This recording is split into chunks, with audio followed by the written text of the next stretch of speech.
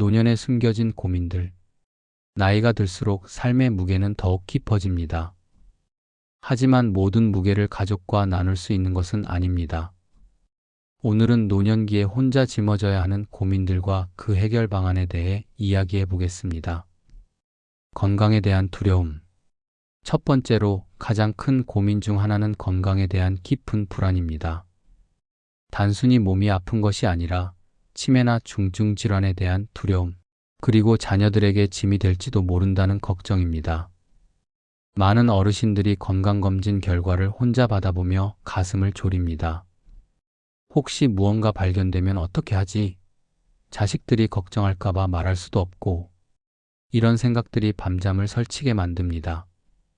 특히 기억력 저하를 느낄 때의 공포는 말로 표현하기 어렵습니다. 내가 치매에 걸리면 가족들은 어떻게 될까?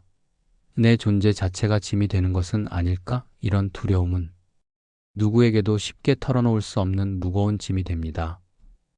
경제적 불안과 존재감의 상실. 두 번째는 경제적 불안과 사회적 존재감의 상실입니다. 은퇴 후 줄어든 수입으로 인한 경제적 압박감은 자존감을 크게 흔듭니다. 과거에는 가정의 기둥이었던 자신이 이제는 도움을 받아야 하는 입장이 된 것에 대한 복잡한 감정들. 자식들 앞에서는 괜찮은 척하지만 사실 용돈을 받는 것조차 마음이 무겁다는 고백을 많이 듣습니다. 또한 급변하는 디지털 사회에서 소외감을 느끼며 자신의 경험과 지혜가 더 이상 필요하지 않다고 여겨지는 상실감도 깊습니다. 이제 나는 사회에서 쓸모없는 존재가 된 것은 아닐까? 하는 생각이 마음 깊은 곳에서 자리 잡고 있습니다. 관계의 변화와 외로움. 세 번째는 인간관계의 변화로 인한 깊은 외로움입니다. 평생 함께했던 친구들이 하나둘 세상을 떠나고 배우자마저 먼저 떠난 경우의 공허함은 말로 다할 수 없습니다. 자녀들은 각자의 삶에 바쁘고 손자, 손녀들과는 세대 차이로 인해 깊은 대화를 나누기 어렵습니다. 가족들과 함께 있어도 혼자인 것 같다는 표현이 이런 심정을 잘 대변합니다. 특히 현대사회의 개인주의 문화 속에서 노년층이 느끼는 소외감은 더욱 심화되고 있습니다. 과거와 달리 경험을 전수할 기회도 줄어들고 가족 내에서의 권위나 역할도 모호해졌습니다. 죽음에 대한 공포와 회한. 네 번째는 죽음에 대한 공포와 지난 삶에 대한 회한입니다. 나이가 들수록 죽음은 더욱 현실적인 문제가 됩니다. 하지만 이런 두려움을 가족들과 나누기는 쉽지 않습니다. 장례는 어떻게 치를까? 유산은 어떻게 나눠줄까? 같은 현실적인 고민부터 내 인생이 의미 있었을까? 후회 없이 살았을까? 같은 실존적 질문까지 혼자서 감당해야 합니다. 또한 과거의 선택들에 대한 후회, 자녀들에게 잘못한 것들에 대한 미안함, 이루지 못한 꿈들에 대한 아쉬움 등이 마음을 무겁게 합니다. 이런 감정들을 표현할 곳을 찾지 못해 더욱 괴로워하는 경우가 많습니다. 그렇다면 이런 고민들을 어떻게 해결할 수 있을까요?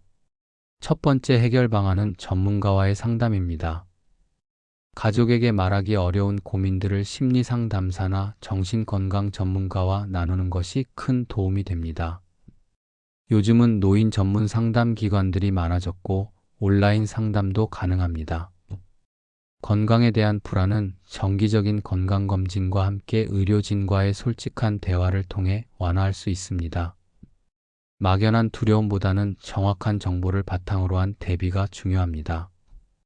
두 번째는 새로운 인간관계 형성과 의미 있는 활동 참여입니다.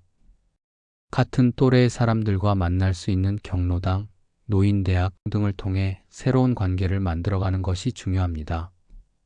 특히 자원봉사나 멘토링 활동은 자신의 경험과 지혜를 나누면서 존재감을 회복하는 데 큰 도움이 됩니다.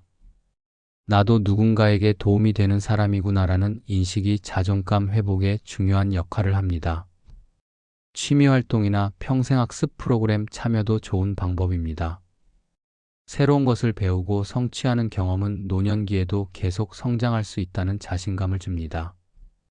세 번째는 가족과의 소통 방법을 개선하는 것입니다. 자녀들에게 모든 것을 다 말할 필요는 없지만 너무 많은 것을 숨기는 것도 관계를 어색하게 만듭니다. 걱정시키고 싶지 않아서라는 이유로 모든 것을 혼자 감당하려 하기보다는 가족들과 함께 해결할 수 있는 부분들을 찾아보는 것이 중요합니다. 때로는 자녀들도 부모님과 더 가까워지고 싶어 하지만 방법을 모르는 경우가 많습니다. 정기적인 가족 모임이나 1대1 대화 시간을 만들어 서로의 마음을 나누는 것도 좋은 방법입니다. 네 번째는 자기돌봄과 현실 수용입니다. 노화는 자연스러운 과정이며 완벽하지 않아도 괜찮다는 것을 받아들이는 것이 중요합니다. 매일의 작은 즐거움을 찾는 것도 도움이 됩니다. 좋아하는 음식을 먹거나 산책을 하거나 좋아하는 프로그램을 보는 것 같은 소소한 일상의 기쁨들이 마음을 치유해 줍니다. 일기 쓰기나 회고록 작성도 좋은 방법입니다. 자신의 인생을 되돌아보며 의미를 찾고 후회보다는 감사할 점들을 발견하는 과정이 마음의 평안을 가져다 줍니다. 다섯 번째는 사회적 지원 시스템을 적극 활용하는 것입니다.